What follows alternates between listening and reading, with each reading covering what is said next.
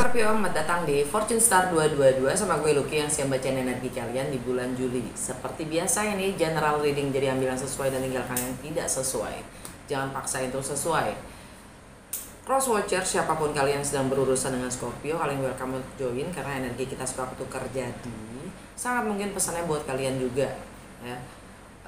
Kalau nggak sesuai, gue saranin gak hanya nonton sun sign kalian, tapi juga moon sign dan rising atau ascendant sign kalian ya.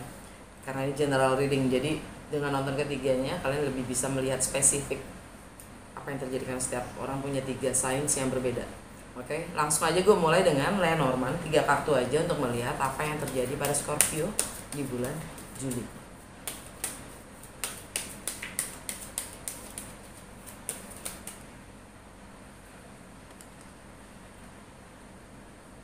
Clouds, the Tower, Cross, Under the Deck, Rider. Jantung bacaan kalian, the Tower. The Tower di sini beda dengan tarot. Ini lebih ke institusi, negara, lembaga yang punya kuasa dalam memberikan peraturan-peraturan.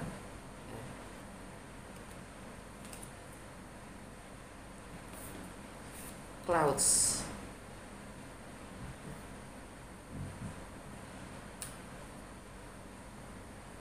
di balik awan ada matahari. Ketidakjelasan itu tidak berlangsung lama, temporer,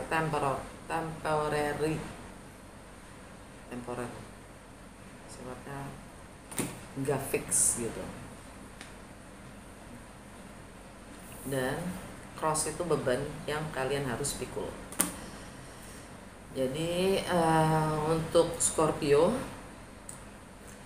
ada batasan-batasan atau ada peraturan-peraturan atau undang-undang ya yang membatasi kalian atau membatasi gerak kalian ya, yang nggak jelas mungkin di bulan Juli ini, dan semuanya itu mungkin berkaitan dengan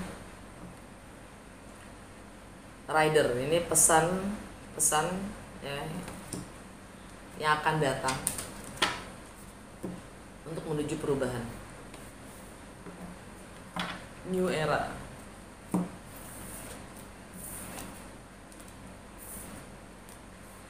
Gue langsung aja ke Lucky Tarot.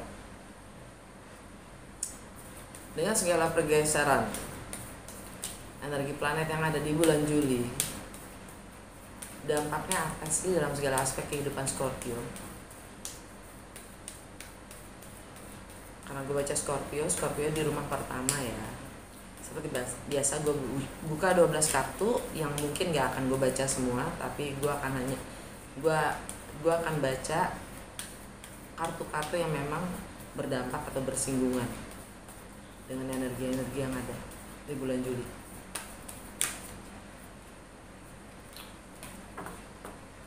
Rumah pertama The Magician. Rumah kedua The Hermit. Rumah ketiga The Empress. Rumah keempat The Moon. Rumah kelima The Hangman.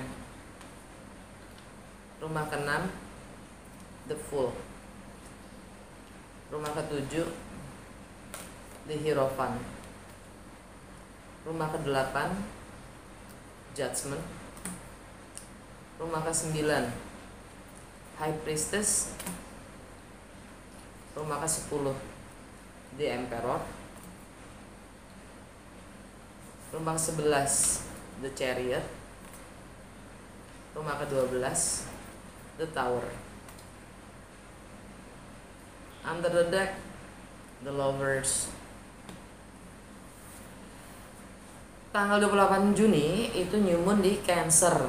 Ya, New Moon di Cancer konjang bersanding dengan Black Moon Lilith. Moon itu sisi emosional kita, ya, dan Black Moon Lilith itu sisi emosional yang kita tidak terima, yang selalu kita ingin kubur, yang selalu ingin kita lupakan, ya. Jadi New Moon itu konotasinya adalah new beginning, ya, ingin memulai sesuatu yang baru. Karena dia bersanding dengan Lilith, di situ ada pemberontakan, ya. Hal-hal yang biasanya kita singkirkan, kita nggak terima, ya udah bodo amat gitu. Jadi gue akan ungkapin gitu. Ada sifat-sifat seperti itu. Dan pada tanggal itu juga itu square dengan Jupiter di Aries. Nah, New Moon di Cancer buat Scorpio sama-sama elemen air, sangat emosional yang jelas. Scorpio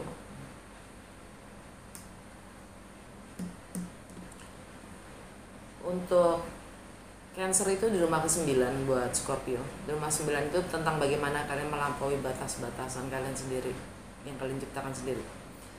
Tentang perbedaan budaya, agama, latar belakang, hukum, filosofi, tentang higher education, juga tentang foreign, segala sesuatu yang baru atau asing, atau nggak biasanya. Juga tentang travel di sini segala sesuatu yang sifatnya berjarak, entah itu geografi, entah itu emosional. Jadi mungkin kalian akan pindah rumah, atau kalian ingin jalan-jalan. New Moon di Cancer, kalian ingin belajar lagi, ya, akan belajar spiritual mungkin. Yang jelas ini kalian dapat the High Priestess. High Priestess itu energinya Pisces atau enggak Cancer itu sendiri.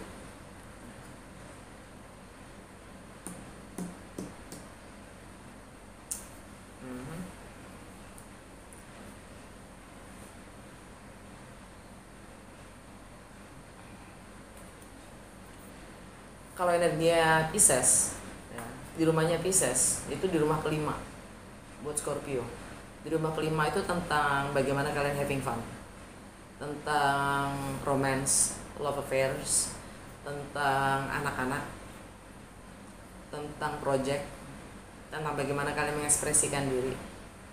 Di rumahnya Pisces kalian dapat the Hangman, energi Pisces itu sendiri. Ada yang gantung,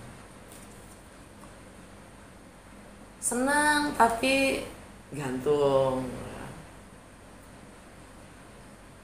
nggak full gitu, nggak optimal, ya, karena rumah ke-5 tentang have fun, bagaimana kalian bersenang-senang.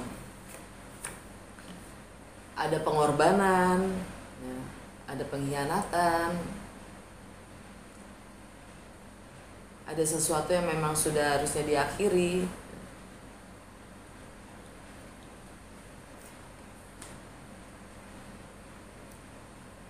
Jadi ada, karena ini New Moon di Cancer, ya, dan juga ada Lilith di Cancer. Kalian mencoba untuk abstain mungkin, ya, dengan energinya High Priestess untuk hal-hal yang sifatnya gantung, nggak jelas, clouds,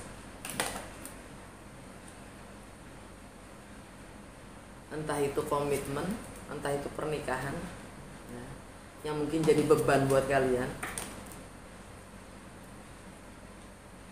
Kalian mencoba untuk abstain, kalian mencoba untuk diam. Di situ ada pengorbanan, karena kalian diam, tidak mengekspresikan. Di situ ada pengkhianatan, iya, pengkhianatan pada diri sendiri.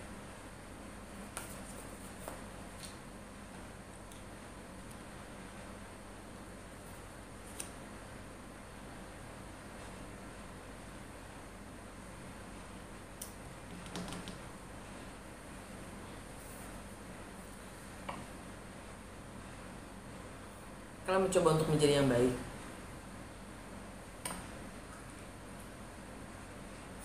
Kalian mencoba untuk mempelajari sisi lain, melihat dengan persepsi yang berbeda,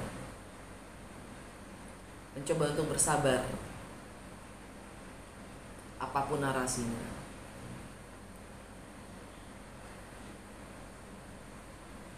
Siapa yang dikorbanin? Siapa yang dikhianatin?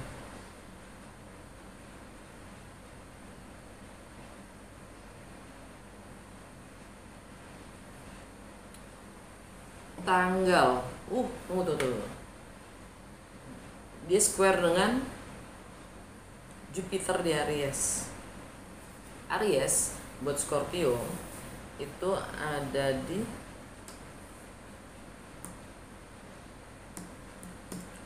rumah ke-6, keseharian, kesehatan, bagaimana kalian melayani orang lain, bagaimana kalian berorganisasi, the full. Kalian akan menempuh apapun itu resikonya. Oke, good. Energinya Aries itu sendiri atau Pisces. Oke. Jalanin aja ya kan? Jalanin aja. Oke. Tanpa harus melewati batas. Jalanin aja, itu namanya belum berani menempuh resiko. Karena ada batas-batas. Karena ada pengkhianatan, karena ada pengorbanan. Artinya masih dibatasi. Anyway, tanggal 4 ya, Mars meninggalkan Aries masuk ke Taurus. Jadi kalau kalian selama ini jalanin aja gitu. Sekarang dengan energinya Mars masuk ke Taurus, Mars itu masuk ke Taurus itu energinya punya determinasi yang tinggi untuk mencapai nilai-nilai yang memang kalian pegang, prinsip-prinsip kalian, nilai-nilai kalian. Kalian punya determinasi yang tinggi, atau mungkin kalian cukup keras kepala ya. Itu energi Mars di Taurus, tindakan-tindakan kalian itu pokoknya gue maunya gini gitu. Sekali lagi, yang namanya determinasi yang tinggi, bukannya sekali lagi, gue baru kali ini ngomong sama kalian. Determinasi yang tinggi itu tipis banget bedanya dengan keras kepala. Bedanya di mana? Yang satu pakai hati, yang satu enggak. Yang satu cuman sekedar, yang keras kepalanya sekedar pokoknya gue harus gini, ini yang gue harus lakukan, nggak pakai ini.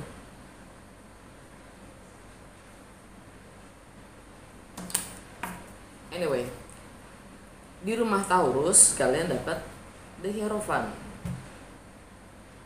energi Taurus itu sendiri. Dan kebetulan di rumahnya Taurus itu ada North Nodes, ada Uranus. Jadi semuanya kayaknya energi kalian fokusnya di bulan Juli ini adalah komitmen, nilai yang kalian ingin bangun, terapkan. Kalian mencoba untuk disiplin, patuh terhadap nilai-nilai tradisi, komitmen kalian sendiri, nilai yang kalian pegang.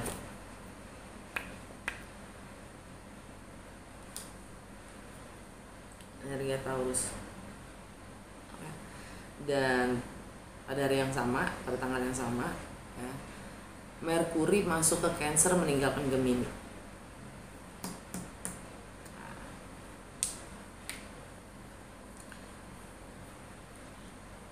Dengan Merkuri itu mindset, persepsi, cara berpikir kita, komunikasi kita masuk ke Cancer yang mana elemen air juga seperti Scorpio. jadi sangat emosional dan peka. Ya. Kalian mungkin intuisinya tinggi di bulan Juli ini, ya. Tapi yang kalian perlu sadari, dengan Merkuri masuk ke Cancer,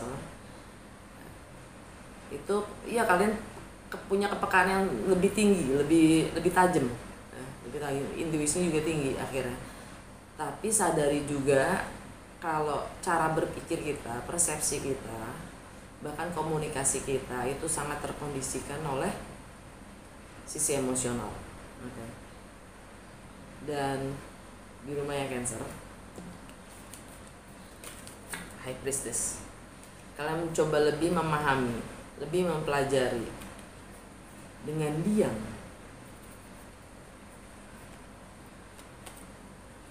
mempelajari intuisi kalian sendiri, kepekaan batin kalian sendiri, mempelajari apa itu yang namanya berkorban, apa itu pengorbanan, apa itu pengkhianatan, apa itu bersabar.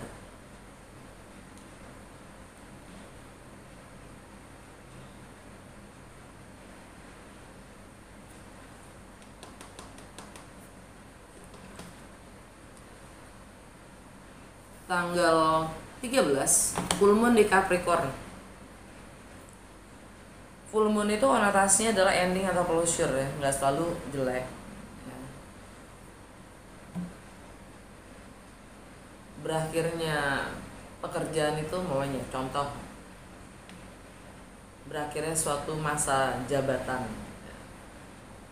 Tapi ternyata dipromosiin, ya. Bukan di PHK, tapi dipromosiin. Nah, ending closure Capricorn buat Scorpio itu ada di rumah ketiga. Rumah ketiga itu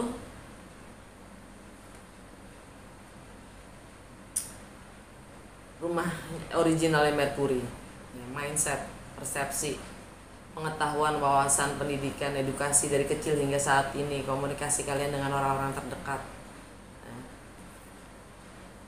Tentang travel juga kalian dapat di Empress. Ini ada Venus, ini energi Venus. Venus ada di Gemini saat ini. Venus di Gemini itu sifatnya sangat tebar pesona, sangat suka bersosialisasi. Nah, di rumahnya Venus kan di rumahnya Gemini, artinya itu berdasarkan di rumahnya Gemini, di rumahnya Gemini kalian dapat judgment. Di rumahnya Gemini itu di rumah ke-8 buat kalian, yaitu tentang bagaimana kalian berbagi. Entah itu finansial, berbagi hal-hal yang sifatnya milik bersama atau dalam kebersamaan. Ya. Di sini ada judgment. Artinya, ya, bagaimana kalian berbagi, entah itu finansial, entah itu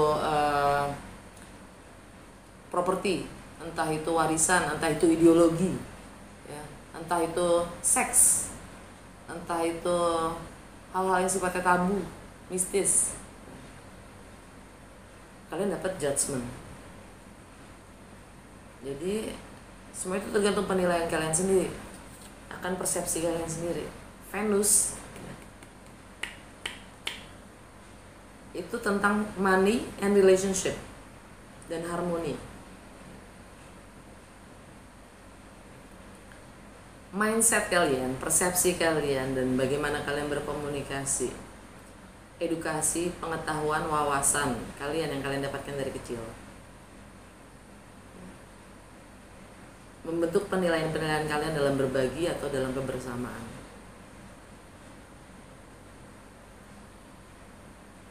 Harmonis gak? Dengan apapun penilaian kalian yang kalian sudah miliki saat ini, sesuai nggak dengan realitas?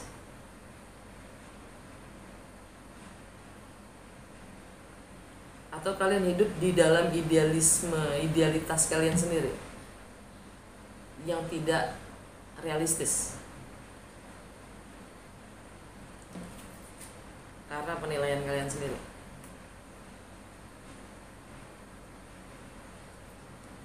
purnama di Capricorn. Oke. Tanggal 17 Venus masuk ke Cancer. Venus masuk ke Cancer. Tunggu. Ya, Venus masuk ke Cancer. Venus di Cancer itu sangat-sangat merawat, membina, membangun, ya.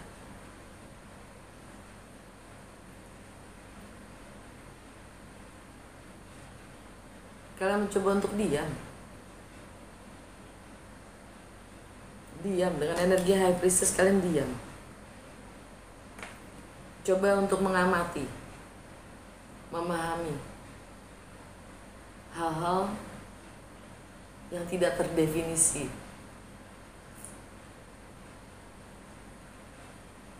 hal-hal yang tidak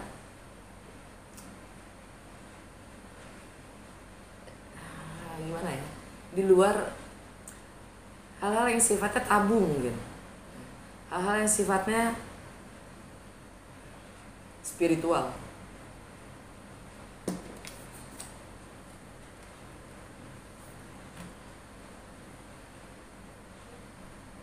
Melihat segala perbedaan itu, karena di rumah ke-9 ya, lagi-lagi Venus di rumah ke-9. Kalian mencoba untuk melampaui batas-batas yang kalian tentukan untuk diri kalian sendiri, yang kalian ciptakan sendiri. Batas-batas itu yaitu penilaian-penilaian kalian sendiri.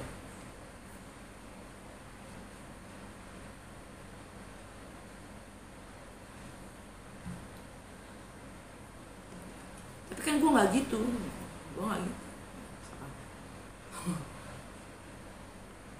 Tanggal 19 Merkuri masuk ke Leo, meninggalkan Cancer. Merkuri di Cancer ya, yang bikin kalian begini nih, diam, menyimak, mencoba untuk peka ya, mengikuti intuisi kalian, untuk lebih banyak mencermati dan diam, abstain, pindah ke Leo yang sifatnya sangat ekspresif. Nah, Leo itu di rumah ke-10 buat Scorpio. Ya, rumah 10 itu tentang apa? Karir, reputasi, long term goal. Baik. Di sini kalian baru merasa benar-benar punya determinasi yang tinggi untuk karir, reputasi kalian, dan kalian dapat The Emperor. Energi Aries. Kalian mulai dobrak ya. Kalian mulai menunjukkan gigi. Ekspresif. Dengan determinasi yang tinggi, kalian punya kendali atau kuasa untuk menentukan nasib kalian sendiri ya. Kalian siap menempuh apapun resikonya. Jalanin aja semuanya. Dengan keyakinan semuanya akan baik-baik saja. Memulai hal yang baru. Oke.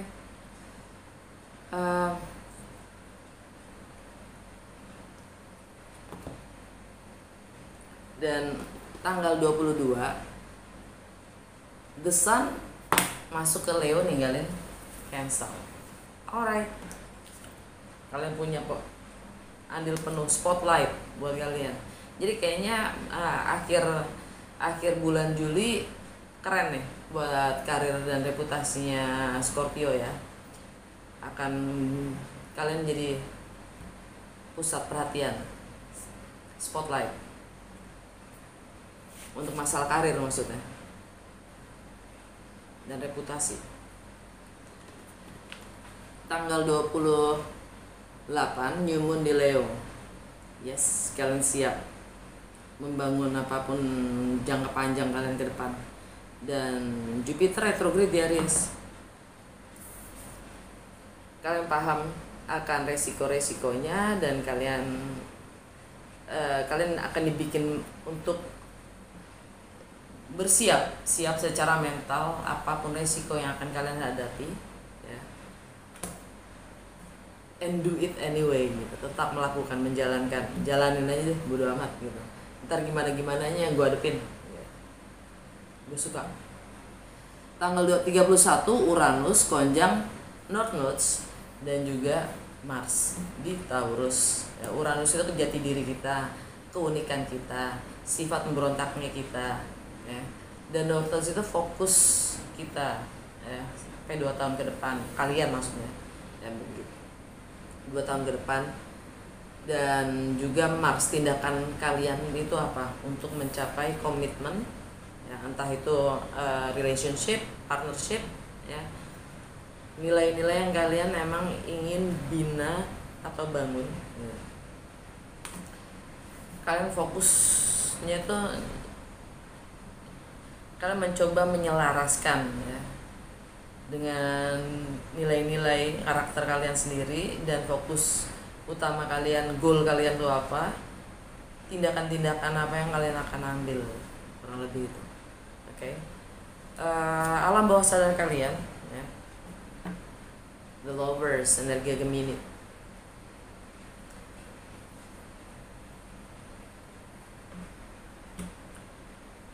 Di rumah Gemini ada apa? Di rumah ke-8, bagaimana kalian berbagi dalam kebersamaan, juga hal-hal yang sifatnya milik bersama.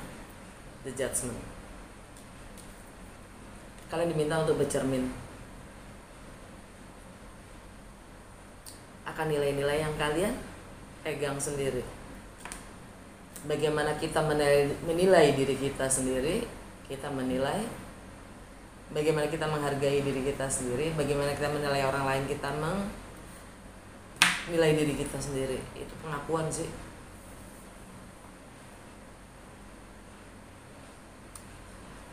Oke, segitu aja dari Lucky Tarot. Kartu terakhir dari Universe Tarot, petunjuk untuk Scorpio di bulan Juli, 1 kartu aja. When I think I have surrendered, I surrender more. Ouch. Ketika saya berpikir saya sudah menyerah, saya